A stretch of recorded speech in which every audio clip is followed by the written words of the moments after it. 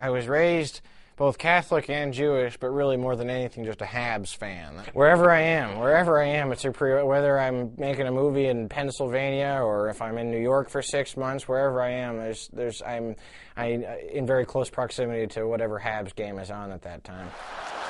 Right in front of it, and what a save that was by Carey Price. For my 5th birthday, I remember getting I still have it, I got this big parcel with Habs letterhead on it that was said Master Jonathan Baruchel, and I was like, oh my God. And I get it, and basically it's signed, glossy, black and white 8x10s of the entire 1986-87 Montreal Canadiens. Wad, Chelios, all these guys. I have other autographs. I got a personal letter from Bob Gainey, I remember, because my dad was friends with Chris Nyland's agent. Here comes the big one coming right now.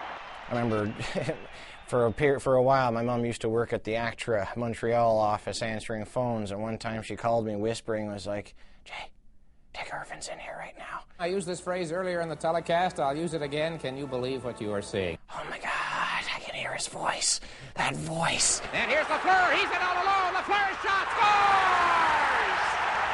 What a night for the Flower! Funny thing about my father, you'd think a lifelong Habs fan, anytime he had access to tickets to go to the Forum, he'd just take me. His company had season tickets, and so he'd always be like, yeah, I want to take my kid to see the Habs. And I said, all right, here you go, bud. He would always take them. He'd drive from work in his business suit, and then he'd scalp them. Because my dad, the principal is like, I can't give away money. You know how much money I could make off these? So years later, I would get season tickets to the Bell Center. I actually had season tickets for 2 years.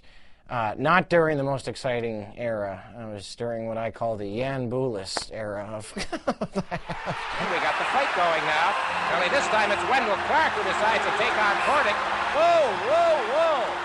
I remember being in an airport when I was a little kid, and John Cordick was on a payphone, and Dad was like, please, go, you got to shake his hand and say, I love you, Slugger. And so I went and shook his hand. I was like, hey, Slugger. And he's like, hey, nice to meet you.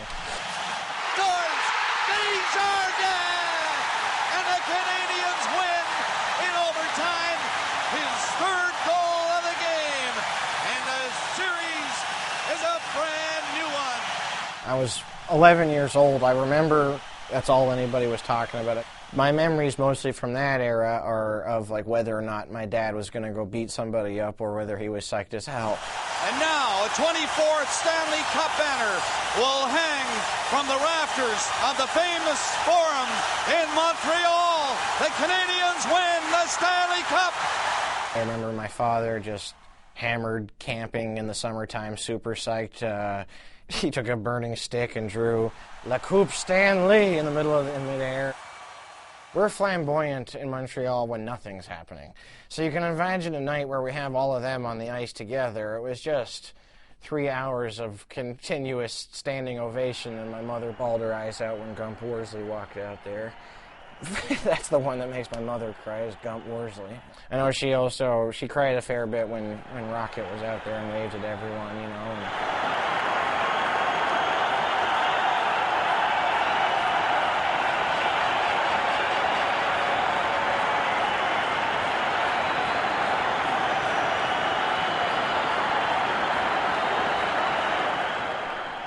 It's this epiphany religious experience when you go to the Bell Center. You know,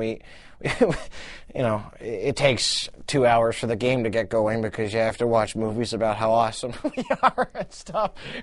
The opening ceremonies at the Bell Center are always a little something, but boy, like, I drink the Kool-Aid, right? Like, I'm wearing this, so I'm fine with it. And so I'm just like, oh my God, this is the greatest thing ever. We're in the greatest building with the prettiest colors and the most amazing fans. And it hits something really deep and tribal.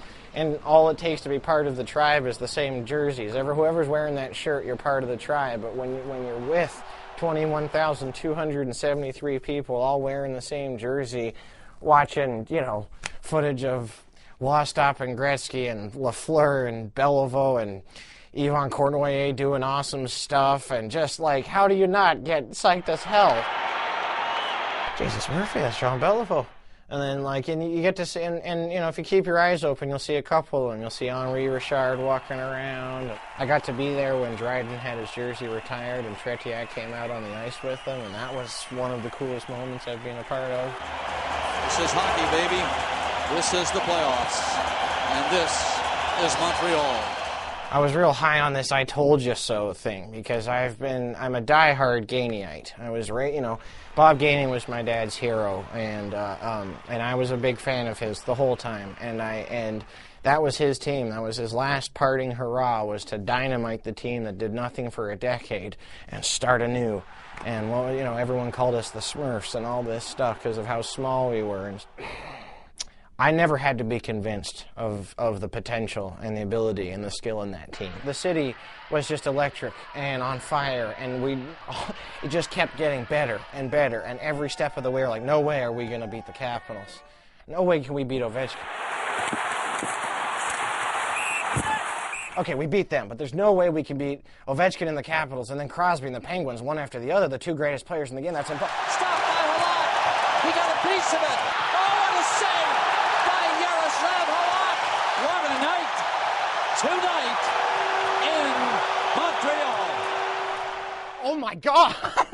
It was just the most, and then we don't have an antidote to Philly, never have, because they skate as fast as we do and hit twice as hard as we do, and we didn't have much left in the tank by that point. But boy, I have a hard time talking about it without getting emotional.